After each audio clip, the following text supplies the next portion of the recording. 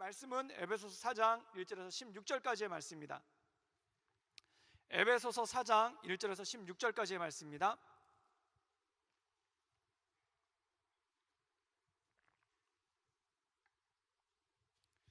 제가 읽고 여러분들께서 읽으심으로 나눠 읽겠습니다. 신약성경 에베소서 4장 1절에서 16절까지 말씀입니다. 제가 먼저 읽겠습니다. 그러므로 주 안에서 갇힌 내가 너희를 권하노니 너희가 부르심을 받은 일에 합당하게 행하여 모든 겸손과 온유로하고 오래 참음으로 사랑 가운데서 서로 용납하고 평안에 매는 줄로 성령이 하나 되게 하신 것을 힘써 지키라. 몸이 하나요 성령도 한 분이시니 이와 같이 너희가 부르심의 한 소망 안에서 부르심을 받았느니라. 주도 한 분이시오 믿음도 하나요 세례도 하나요 하나님도 한 분이시니 곧 만유의 아버지시라. 만유 위에 계시고 만유를 통일하시고 만유 가운데 계시도다. 우리 각 사람에게 그리스도의 선물의 분량대로 은혜를 주셨나니 그러므로 이르기를 그가 위로 올라가실 때 사로잡혔던 자들을 사로잡으시고 사람들에게 선물을 주셨다 하였도다. 올라가셨다 하였은즉 땅 아래 낮은 곳으로 내리셨던 것이 아니면 무엇이냐. 내리셨던 그가 곧 모든 하늘 위에 오르신 자니 이는 만물을 충만케 하려 하심이라. 그가 어떤 사람은 사도로 어떤 사람은 선지자로 어떤 사람은 전하는 자로 어떤 사람은 목사와 교사로 삼으셨으니 이는 성도를 온전하게 하여 봉사의 일을 하게 하며 그리스도의 몸을 세우려 하심이라. 우리가 다 하나님의 아들을 믿는 것과 아는 일에 하나가 되어 온전한 사랑을 이루어 그리스도의 장성한 분량이 충만한 데까지 이르리니 이는 우리가 이제부터 어린아이가 되지 아니하여 사람의 속임수와 간사한 유혹에 빠져 온갖 교훈의 풍조를 밀려 요동하지 않게 하려 함이라. 오직 사랑 안에서 참된 것을 하여 범사에 그에게까지 자랄지라. 다 같이 읽겠습니다.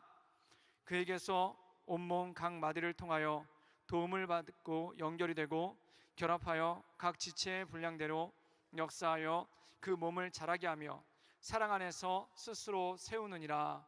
아멘. 사람의 인생 중에 가장 빛날 때가 언제인가?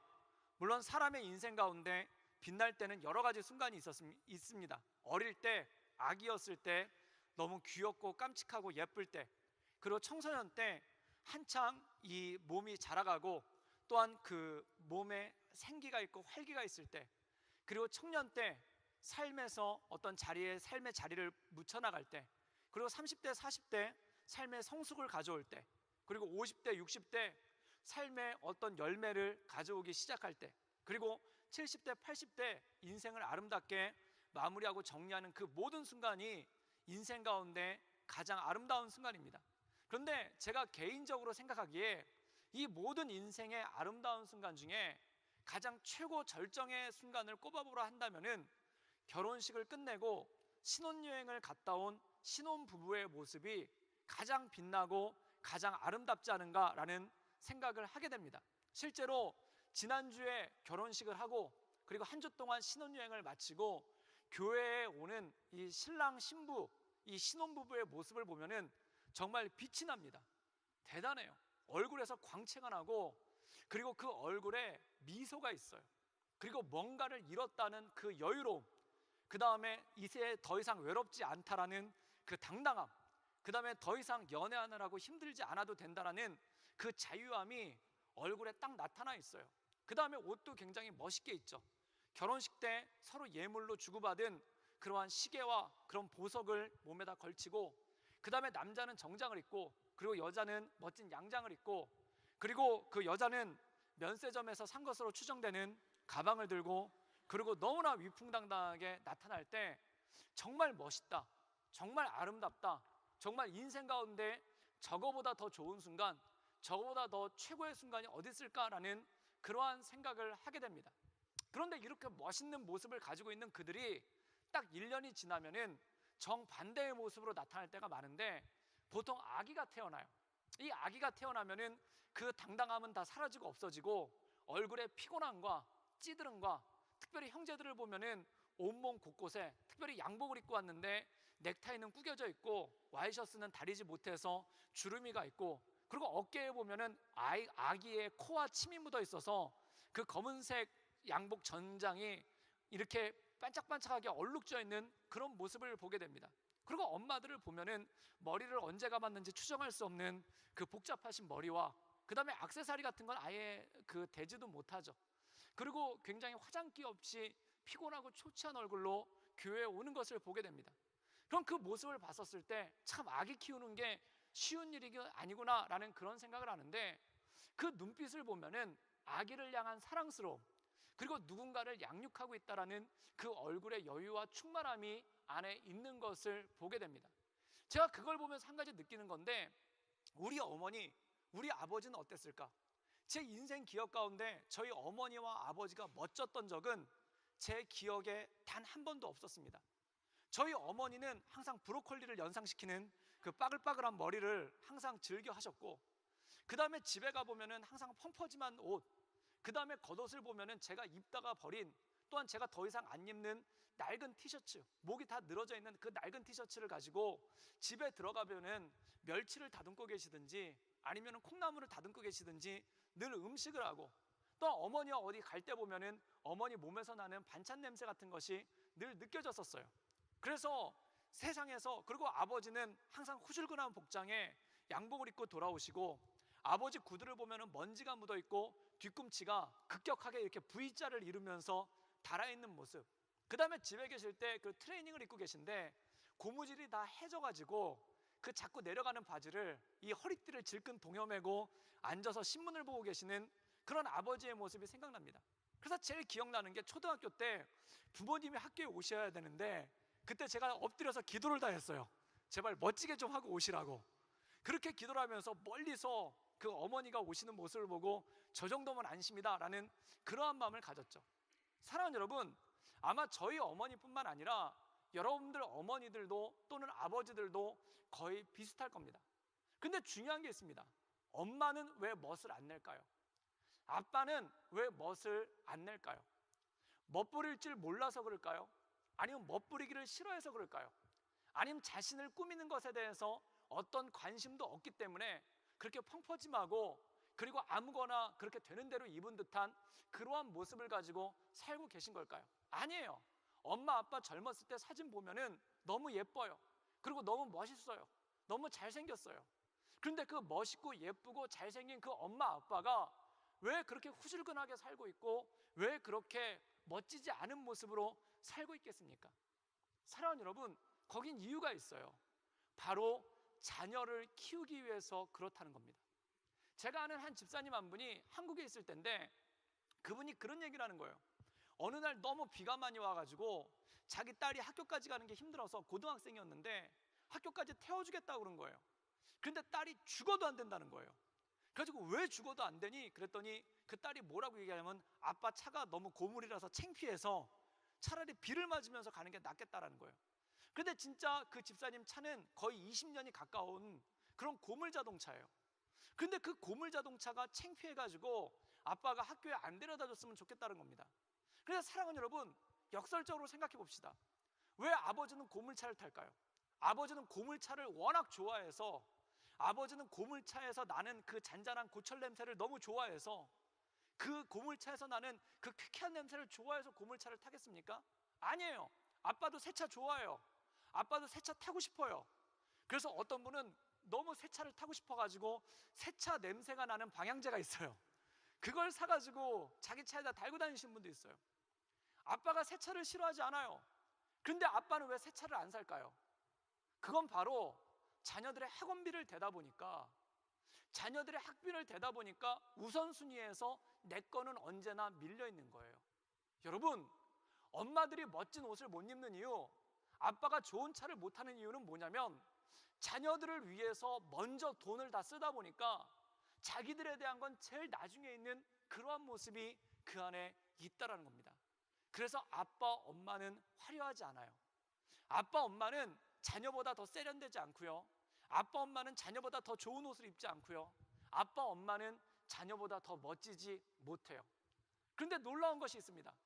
자녀들은 그런 엄마 아빠를 부끄러워한다는 겁니다. 그런 엄마 아빠를 굉장히 힘들어한다는 겁니다. 자녀들은 엄마 아빠의 초라함에 대해서, 엄마 아빠의 꾸미지 않음에 대해서 굉장히 힘들어해요. 그럼 대신에 누구에 대해서 열광하는가? 연예인에게 열광해요. 그래서 화려한 모습으로 무대에서 춤을 추고 화려한 모습으로 극장 스크린을 채우고 있는 그 연예인들의 모습을 보면은 오빠도 아닌데 오빠라고 하고, 우리 아빠보다 나이가 훨씬 더 많은데도 오빠라고 하는 그런 일들이 발생하게 되죠. 그리고 심지어 자기 엄마 아빠 생일은 기억하지 못하면서 그 연예인을 위해서는 생일 선물도 보내고 팬레터도 보내요. 그 이유가 뭘까요? 그 연예인들이 자녀들에게, 여러분들에게 등록금을 대줬습니까? 아니면 힘내라고 편지를 한번 써줬습니까? 아니에요. 그런데 그들에게는 열광하는데 엄마 아빠는 부끄러워요. 그 이유는 하나입니다. 엄마 아빠는 초라하지만 연애는 화려하고 멋지기 때문에 그 안에 간다는 겁니다. 사랑하는 여러분, 사람은 1차적으로 화려한 것을 좋아하고 초라한 것을 싫어합니다. 그런데 중요한 게 있어요. 왜 초라하게 되었는가? 왜 이렇게 별 볼 일 없게 되었는가? 왜 이렇게 좋은 모습이 되지 않았는가를 곰곰이 생각하고 그 본질에 대해서 기억한다라면은, 아빠 엄마가 나를 키우기 위해서 초라해졌구나, 아빠 엄마가 나를 키우기 위해서 화려함을 버렸구나라는 것을 알게 되는 것이고, 그것을 성숙이라고 말할 수 있다라는 것이죠. 성경에 보면은 이사야서에서 예수님에 대해서 이렇게 얘기합니다. 그는 사람 보기에 어떤 좋은 것도 갖지 못했다. 세상의 영광도 갖지 못했고 세상의 능력도 갖지 못했고 사람들이 보이기에 좋은 모습 어떤 것 하나도 갖지 못했다라는 겁니다. 그렇다면 예수님은 왜 이렇게 초라해지셨을까요? 예수님은 왜 화려하지 않으셨을까요? 왜 예수님은 사람에게 가장 부끄러운 모습으로 목수의 아들로 태어나서 젊은 시절은 목수로서 삶을 보냈고 또한 죽으실 때는 십자가에서 가장 곤혹스러운 죽음을 당하셨을까요? 예수님의 일생을 보면은, 예수님의 이 땅에서의 삶을 보면은 어떠한 화려함도 또한 어떤 존귀함도 어떤 연예인들이 가지고 있는 그 멋짐도 그 안에 등장하지 않는다라는 것입니다. 그런데 성경은 이렇게 얘기하고 있습니다. 그가 고난을 받음으로 우리가 노임을 받았다. 그가 화려함을 포기하고 초라해짐으로 우리가 살아나게 되었다라는 말씀이 이 말씀 가운데 나온다는 것입니다. 여러분, 세상의 우상들을 보십시오. 우상은 금덩이로 만듭니다. 온갖 보석과 비단으로 그 우상들을 치장합니다. 그러나 예수님은 그 십자가에서 가시관을 쓰시고 그 고통당하신 초라한 모습으로 이 땅 가운데 오셨고 또한 죽으셨죠. 그렇다면 그 연약한 가운데, 그 초라한 가운데 우리를 살리고자 하고 또한 우리를 통해서 하나님의 역사를 이루고자 하는 그 하나님의 깊은 계획이 그 안에 숨어 있다라는 것입니다. 우리 에베소서 4장 9절에서 10절까지의 말씀을 읽겠습니다. 우리 다 같이 읽겠습니다. 시작. 올라가셨다 하였은즉 땅 아래 낮은 곳으로 내리셨던 것이 아니면 무엇이냐? 내리셨던 그가 곧 모든 하늘 위에 오르신 자니 이는 만물을 충만하게 하려 하심이라. 오늘 말씀 가운데 보면은 이 에베소서에 예수님께서 교회를 세우시는 과정에 대해서 얘기하고 있습니다. 그런데 예수님께서 교회를 세우시는 과정에 대해서 뭐라고 설명하냐면은 땅 아래 낮은 곳으로 내리셨다라고 얘기하고 있습니다. 이 땅 아래 낮은 곳으로 내리셨다는 것은 그가 비천하게 되셨고 그가 초라하게 되셨다는 거예요. 그런데 그가 비천하게 되셨고 초라하게 되신 이유가 무엇인가?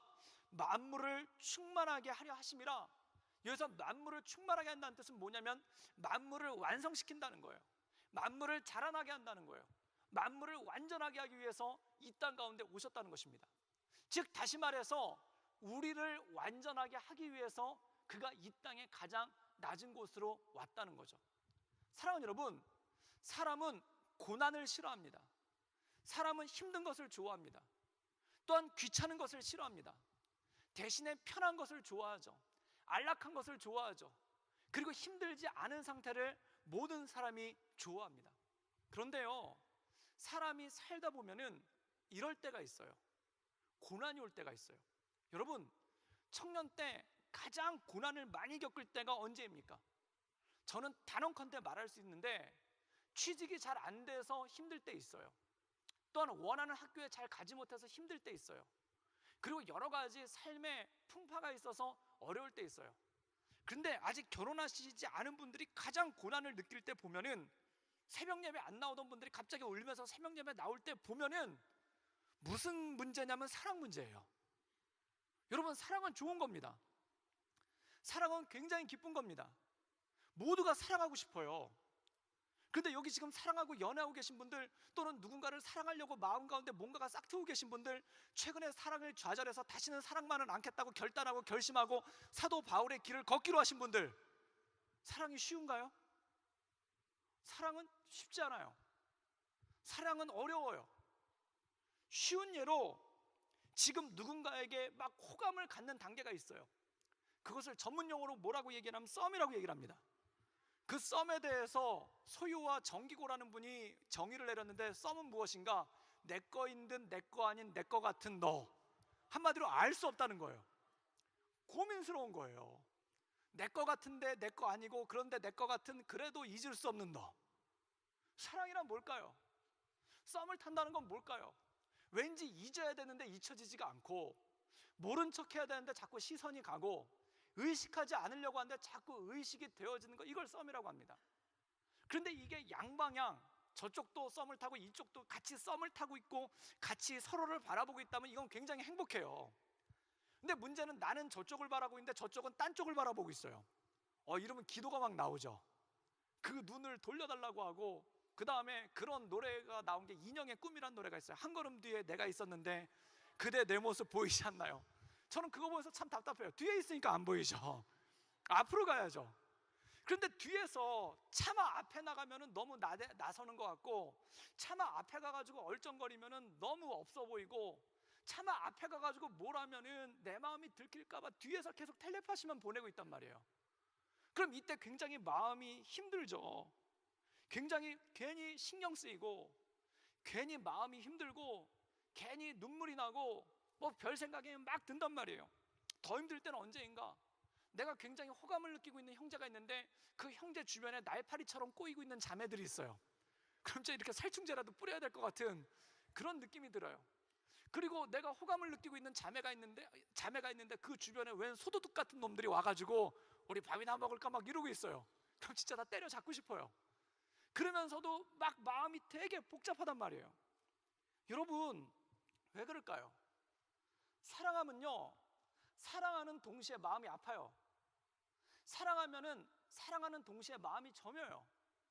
그리고 사랑하면 사랑하는 동시에 마음이 아리고 초조하고, 무슨 큰 시험을 보는 것처럼 마음 가운데 떨림이 있고, 그리고 그게 잘 안 되거나 어려움에 봉착하면은 아침에 일어나서 나도 모르게 한숨을 쉬고 그럴 때가 있죠.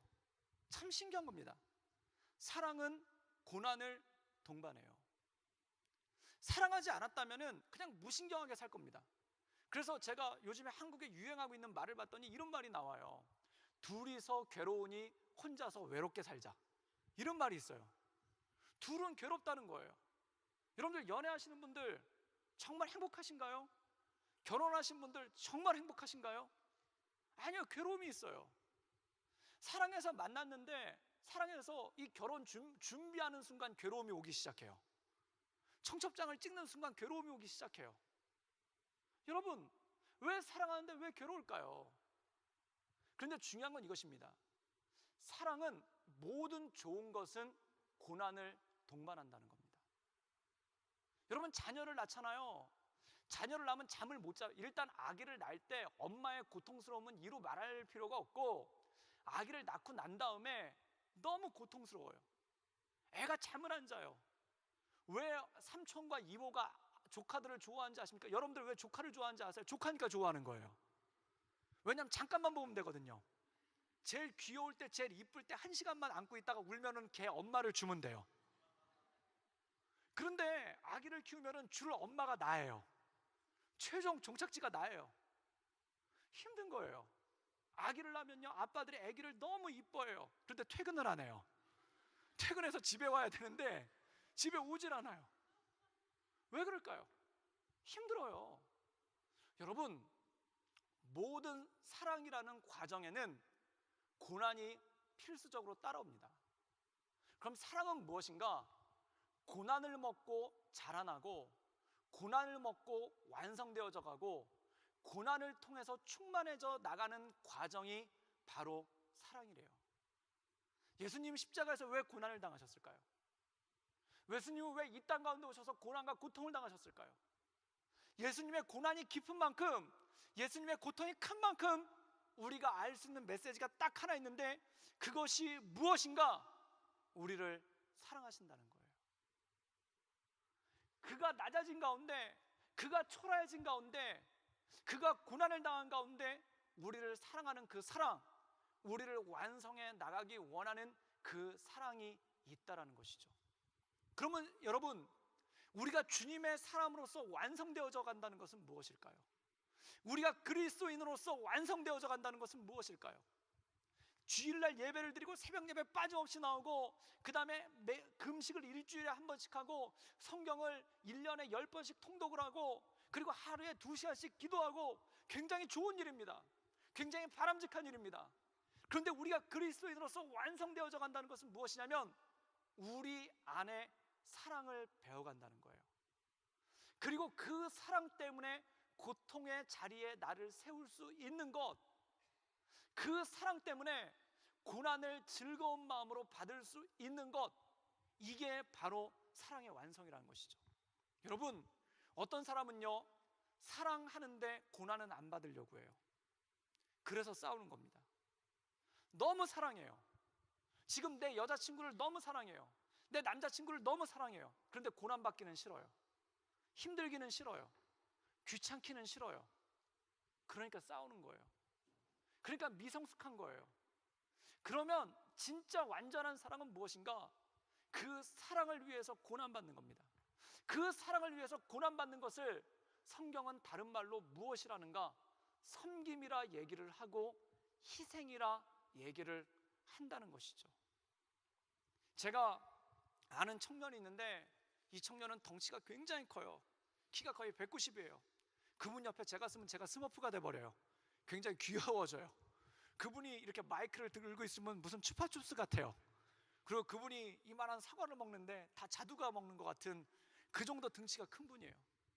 그런데 이분이 극심한 우울증이에요. 이분은 해동검도까지 해가지고 몸도 굉장히 거창하고, 뭐 야타면 뭐 깡패가 5명이 쓰러졌다는 뭐 이런 얘기 하시는 분인데 진짜 그럴 것 같아요. 정말 몸 좋아요. 그런데 이분이 우울증이 되게 심해요. 우울증이, 대학생이었는데 우울증이 너무 심해요. 그래서 죽고 싶은 거예요. 교회도 다녀요. 그런데 이분이 순모임에 가면은 순장님이 1개월을 못 버텨요. 왜냐면 순장님 죽고 싶어요. 힘내셔야죠. 그 다음 주에서 또 죽고 싶어요. 힘내셔야죠. 순장님 죽고 싶어요. 그럼 순장이 도망가요. 죽고 싶다는 말은 1년에 한 번, 제일 날 좋은 날, 그때 한 번 하셔야지. 이거 너무 자주 하잖아요. 그럼 주변 사람들 다 도망갑니다. 여러분들 엄마한테 죽고 싶다는 얘기 계속 하잖아요. 그럼 엄마가 나중에 이 얘기해요. 같이 죽자고 그래요. 그럼 엄마 왜 이래? 이래 돼요. 죽고 싶단 말은 정말 힘들어도 일주일에 딱 한 번, 1년에 딱 한 번 하셔야 돼요. 근데 이분이 죽고 싶단 말을 너무 자주 하는 거예요. 기도 제목을 내도 죽고 싶어요. 뭘 해도 죽고 싶어요. 그래서 저한테 상담을 했는데, 그 상담 내용이 뭐냐면, 금식해서 굶어 죽는 것은 자살인가요? 아닌가요? 그걸 물어봤어요. 근데 제가 확신이 있었어요. 그분은 절대 굶어 죽지는 못해요. 밥을 먹는 양으로 봐서는 굶어 죽을 수는 없어요. 근데 너무 괴로운 거예요. 그런데 이분이 정말 자살을 결심해서 약도 먹었어요. 수면제를 엄청나게 많이 먹었어요. 근데 몸이 너무 좋아가지고 안 죽었어요. 3일 만에 깨어났어요. 먹고 3일 만에 깨어났어요. 너무 체력이 좋아가지고 안 죽는 거예요. 그래서 이분이 인터넷에도 글을 올렸어요. 어떻게 하면 안 아프게 죽을 수 있나요? 그랬더니 또 걷다 누가 댓글을 달았어요. 뭐라고 달았냐면은, 총을에 맞아 죽으면 안 아파요, 이런 거예요. 그래가지고 이분이 진짜 총을 사려고 돈을 모은 거예요.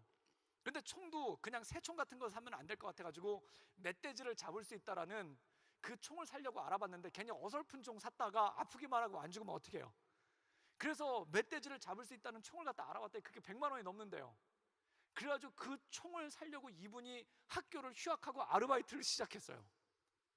그래서 돈을 모은 거예요.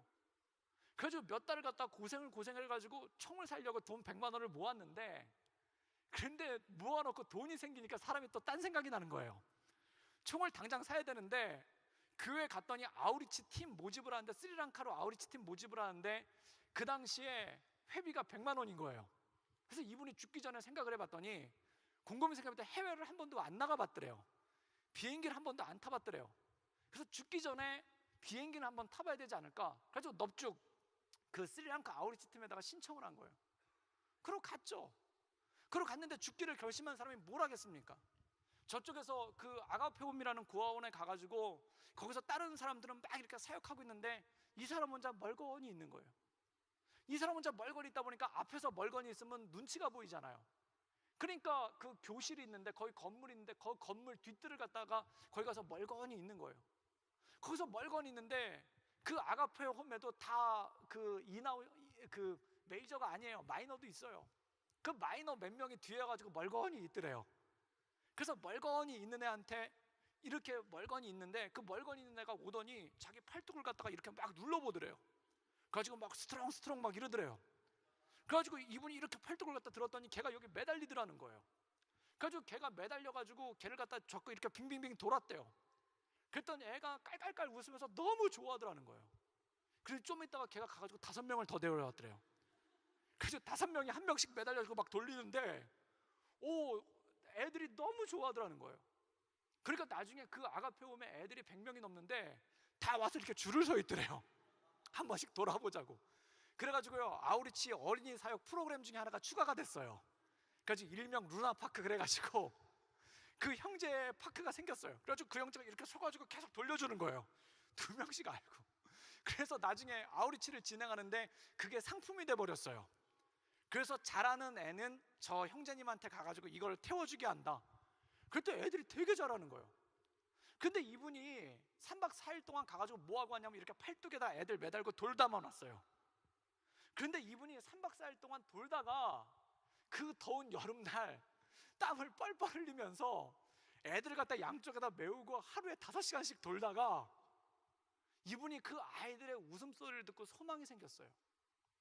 여러분, 사람은 언제 기쁘냐면은 남들이 나로 인해서 즐거워하는 모습을 보면은 그때 소망이 생겨요. 이분이 3박 4일 동안 자기 팔뚝에 매달려서 웃던 그 아이들의 웃음소리에서 소망이 생긴 거예요. 그래서 아우리치를 다녀오면서 비행기에서 한 가지 소망이 더 생겼는데, 내년에 한번 또 오고 싶다.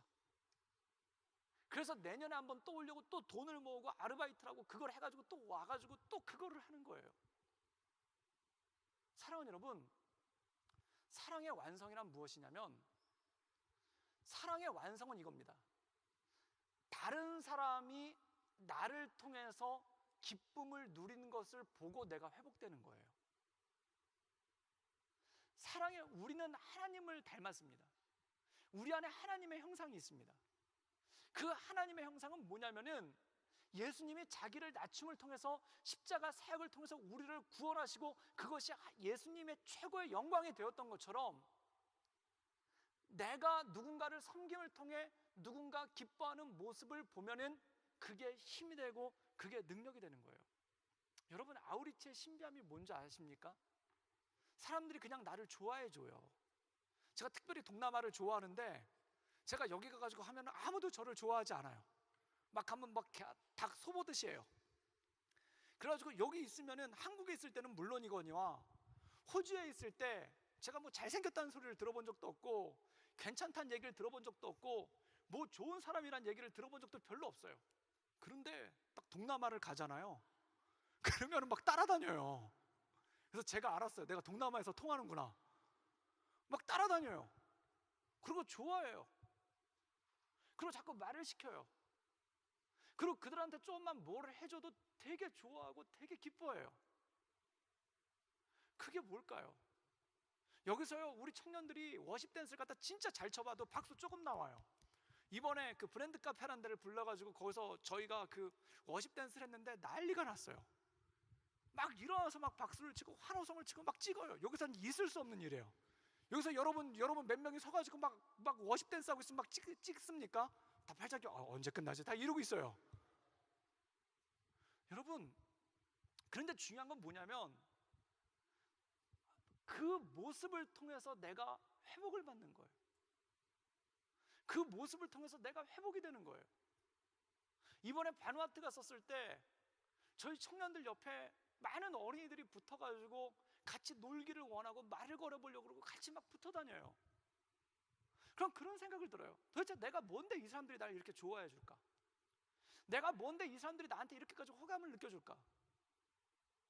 그런데 내가 조그만 동작 하나만 해도 기뻐하고 즐거워하는 모습을 보면서 거기서 나한테서 회복이 나오기 시작한다는 겁니다. 사람은 언제 회복되냐면은 누군가를 즐겁게 하고 누군가가 나 때문에 웃을 때, 그때 회복이 돼요. 여러분, 왜 형제들이 되지도 않는 아재개가 하신 줄 아십니까? 섬기고 싶은 거예요. 물론 역작용이 있어서 몰매를 맞기도 하고 무시당하기도 하고 갈시당하기도 하죠. 그런데 뭔가 그 앞에 있는 사람을 즐겁게 해주고 싶은 거예요. 사람은 그것을 통해서 회복되어집니다. 그리스도께서 우리를 완성하시기 위한 충만이 무엇인가? 그리스도께서 우리를 충만케 하는 그 완성의 비결이 무엇인가? 바로 우리를 통해 그 사랑의 완성을 이뤄가기를 원하신다는 거죠. 우리 마지막으로 에베소 4장 13절과 25절까지의 말씀을 읽겠습니다. 다 같이 읽겠습니다. 시작. 우리가 다 하나님의 아들을 믿는 것과 아는 일에 하나가 되어 온전한 사랑을 이루어 이는 우리가 이제부터 어린아이가 되지 아니하며 사람의 속임수와 감사한 유혹에 빠져 온갖 교훈의 풍조에 밀려 요동하지 않게 하렵니다. 오직 사랑 안에서 참된 것을 하여 범사에 그에게까지 잘할지라. 여기 보면 중요한 말씀이 있습니다. 우리가 이제부터 어린아이가 되지 아니하며, 어린아이가 된다는 건 뭘까요? 여러분, 어린아이와 어른의 차이가 뭘까요? 물론 신체의 크기의 차이가 있습니다. 또한 지적 능력의 차이가 있습니다. 그런데 어린아이와 어른의 차이는 뭐냐면은, 어린아이는 사랑을 몰라요.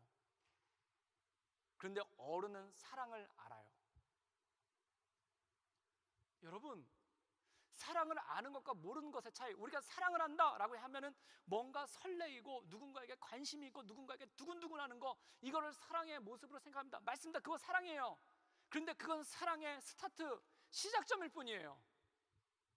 그럼 사랑은 무엇으로 완성되어져 가는가? 나를 희생하고 섬기는 걸 통해서 완성되어져 가요. 어린아이들은요, 나를 희생하고 섬기는 걸 몰라요. 어린아이들은 달라고만 해요. 어린아이들은 내가 원하는 대로만 해야 돼요. 어린아이들은 나한테 맞춰달라고만 해요. 어린아이들은 자기가 원하는 대로 해주지 않으면 난동을 부려요. 그런데 어른이 돼서 사랑을 알면은 자기에 대해서 맞춰달라고 그러진 않아요. 맞춰주려고 했어요. 희생하려고 해요. 섬기려고 해요. 그게 바로 사랑의 완성이라는 것입니다. 사랑하는 여러분, 누군가 계속 나에게 맞춰주기를 원한다면은 그분은 아직 어린아이의 모습을 가지고 있습니다. 어린아이의 모습으로는 사랑을 완성할 수가 없는 거예요. 그럼 사도 바울은 얘기하고 있습니다. 어린아이의 모습을 떨쳐버리고 사랑의 완성을 이뤄서 만유 가운데 충만한 모습 가운데 나가라라고 얘기를 하고 있습니다.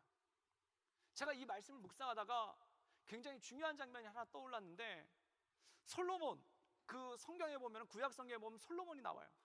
솔로몬의 가장 지혜로운 솔로몬의 재판이라는 게 있습니다. 이건 탈무드에도 나오고 세상 사람들도 굉장히 많이 인용하는 거예요.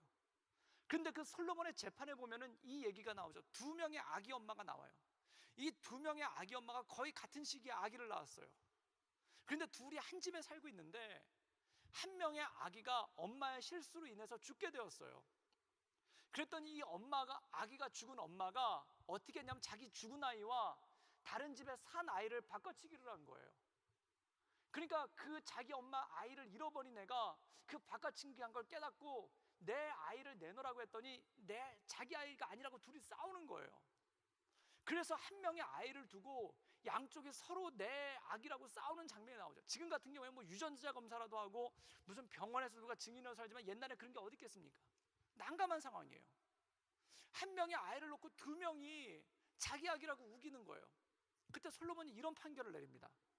아이를 반으로 잘라서 양쪽에게 공평하게 나눠주라고 합니다.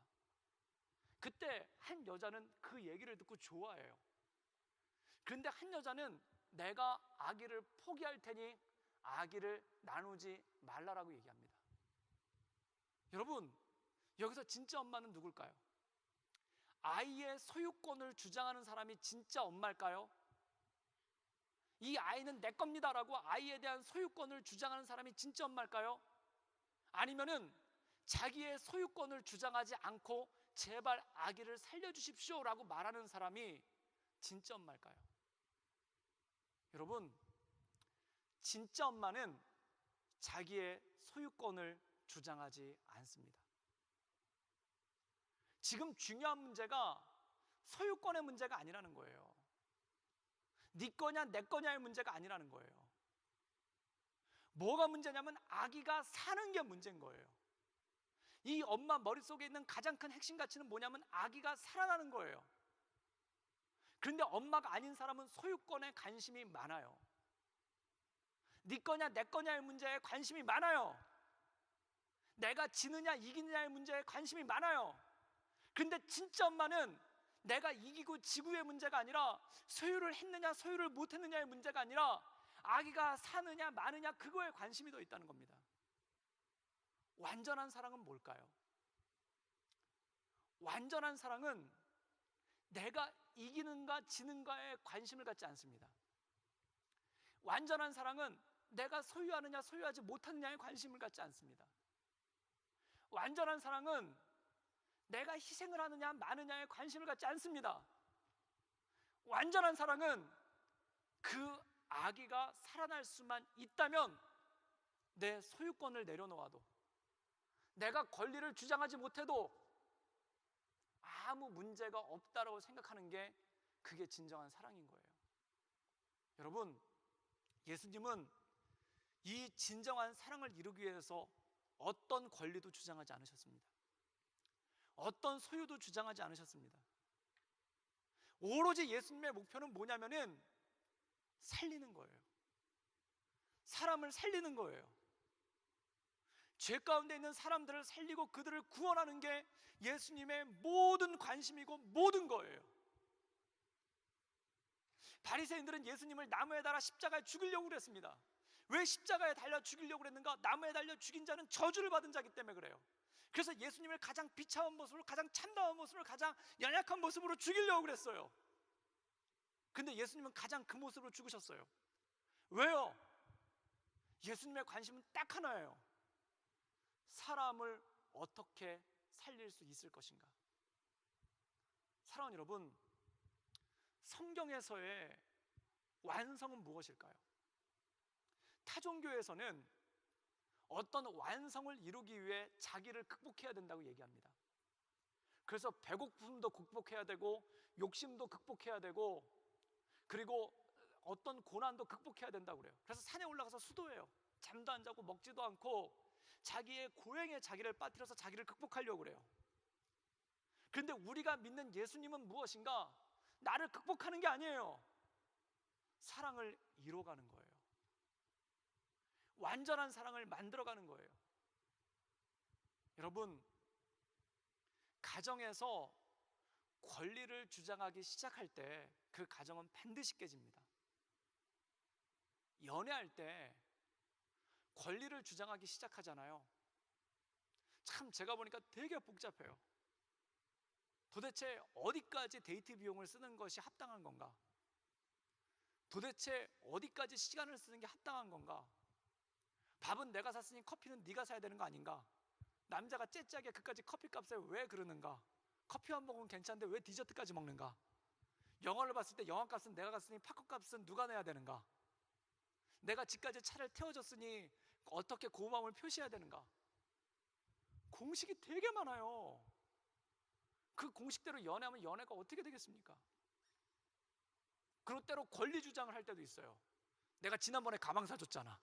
막 그런 권리 주장해요. 내가 지난번에 숙제 대신해줬잖아. 내가 지난번에 이렇게 해줬잖아. 권리 주장도 해요. 여러분, 권리 주장을 해서는 사랑을 이뤄낼 수가 없습니다. 아이들은 권리 주장을 해요. 뭐라고 권리 주장을 하면 나는 아기잖아 그러고 권리 주장을 해요. 나는 어린이잖아 그러고 그게 우는 거예요. 얘들은 뎁다 지들이 불리하다 싶으면 그냥 울어요. 그게 권리 주장이에요. 나는 악인데 어떡할 거예요 막 이래요. 그래가지고 나는 악인데 어떡할 거예요 그러고 막 버텨요. 대굴대굴 굴러요. 어린아이들은 자기를 주장합니다. 전혀 봐주지 않아요. 저희 작은 아이가요, 저희랑 침대를 같이 쓰는데 때로 이렇게 침대에다가 그 실내를 할 때가 있어요. 화장실에서 해야 되는 일들을 침대에서 자다가 행할 때가 있어요. 그럼요, 놀랍습니다. 얘가 일어나더니 자기 자리가 젖었잖아요. 그럼 저를 깨워요. 그리고 제 자리로 와요. 그리고 저를 글로 자꾸 이렇게 막 발로 밀어요. 그럼 저는 어떻게 해야 될까요? 그의 아이에 대해서 공평을 얘기해야 될까요? 이거 네 거잖아. 검사해볼까? 네가 그런 거잖아. 차마 침대 빨라는 말은 안 할게. 그런데 바꾸자고는 하지 마. 그러지 않아요. 그냥 거기 가가지고 옆에서 쪽잠을 자는 거예요. 걔는 아침에 일하러 가야 되는 거 아니에요. 걔는 늦게까지 맨날 노는 게 일이에요. 저는 새벽 예배도 가야 되는 사람이에요. 그런데 그 젖은 침대에서 쪽잠을 자요. 여러분, 어린아이는요 자기 권리를 최대한 주장해요. 그런데 엄마 아빠는 권리를 주장하지 않아요. 그 권리에 대해서 얘기하지 않아요. 중요한 건 아기가 잘 자라는 게 중요한 거예요. 이 솔로몬의 지혜를 보면서 예수님의 모습을 보게 됩니다. 예수님한테 진짜 중요한 것은 무엇이었을까? 예수님은 세상에서 온갖 모욕을 당했습니다. 온갖 천대를 당했습니다. 온갖 억울한 일과 온갖 눈물 나는 일과 온갖 말도 안 되는 일들을 당했습니다. 그런데 예수님은 그것에 대해서 권리를 주장하지 않았어요. 딱 한 가지만 바라보셨어요. 어떻게 하면 사람을 살릴 것인가? 그것이 가정을 만들어가는 것이고, 그것이 사랑을 완성해가는 것이고, 그것이 교회를 완성해가는 것입니다.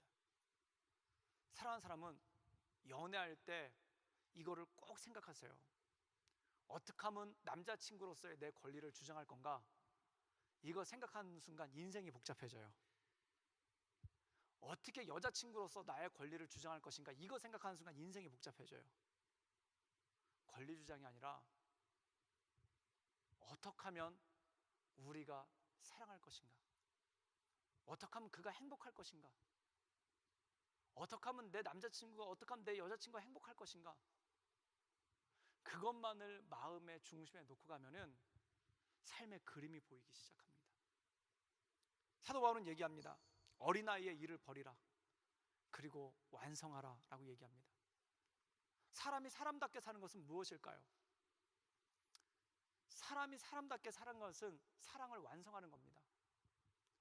세상에 멋진 사람들 참 많습니다.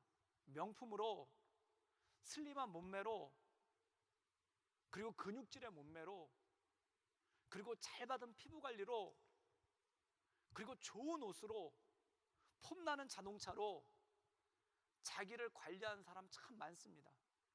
그런데 정말 그게 완성일까요? 멋지긴 한데 매력이 없어요. 멋지긴 한데 뭐가 하나 부족해요. 왜 그럴까요? 사랑이 없어서 그래요. 사랑이 있으면은 그 모든 것으로 그를 완성해 가고 그 모든 것으로 그것을 이뤄갈 수 있는 그러한 능력이 우리 안에 있을 것입니다. 사람은 무엇으로 사람다워지는가? 사람은 사랑으로 사람다워지고 사랑으로 완성되어져 갑니다. 교회는 무엇으로 완성되어져 가는가? 건물로 완성되어져 가는 것이 아니라 사람으로 완성되어져 갑니다. 가정은 무엇으로 완성되어져 가는가? 재산으로 완성되어져 가는 것이 아니라 사랑으로 완성되어져 갑니다. 남녀 간의 사랑은 무엇으로 완성되어져 가는가? 어떤 폼나는 데이트와 로맨틱한 환경에서 같이 식사하는 걸로 완성되어져 가는 게 아니라 서로 권리를 내려놓고 깊이 사랑할 때 완성되어져 가는 것이죠. 사랑하는 여러분, 여러분 이 삶 가운데 온전한 완성을, 그리스도의 충만한 장성의 분량에까지, 만유를 충만케 하시는 그 충만에까지 이루어져 나갈 수 있기를 주님의 이름으로 축복합니다.